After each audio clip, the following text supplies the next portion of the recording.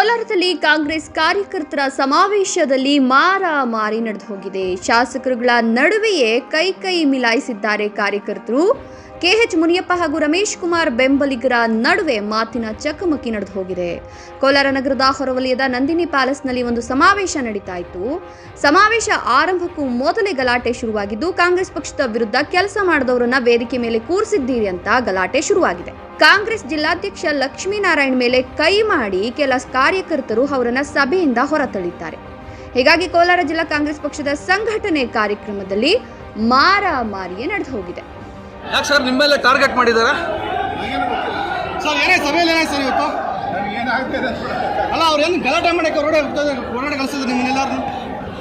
ಅರ್ಥ ಆಯ್ತಲ್ಲ ಏನು ಗಲಾಟೆ ಆಯ್ತು. ಅಲ್ಲ ನಿಮ್ಮನ್ನೇ ಟಾರ್ಗೆಟ್ ಮಾಡ್ದಂಗಿದಾರಲ್ಲ ಸರ್, ಏನು ಸರ್ ಉದ್ದೇಶ? ಹಾಂ ಅಲ್ಲ ಲೋಕಸಭೆ ಚುನಾವಣೆಯಲ್ಲಿ ಪಕ್ಷದ ವಿರುದ್ಧ ಕೆಲಸ ಮಾಡಿದ್ರಿ ಅಂತ ಹೇಳ್ತಿದ್ದಾರೆ ಅವರೆಲ್ಲ. ಕಾಂಗ್ರೆಸ್ ಕೆಲವರು ನಾಯಕರು ಹೇಳ್ತಿದ್ದಾರೆ. ನಿಂತ್ಕೋಣ, ಇಲ್ಲ 2 ನಿಮಿಷ ನಿಂತ್ಕೋಣ. ಆಯ್ತು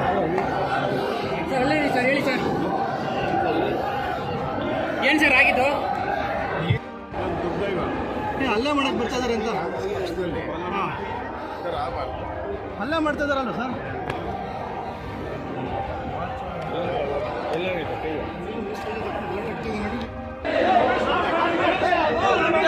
ಹಿಂದೆ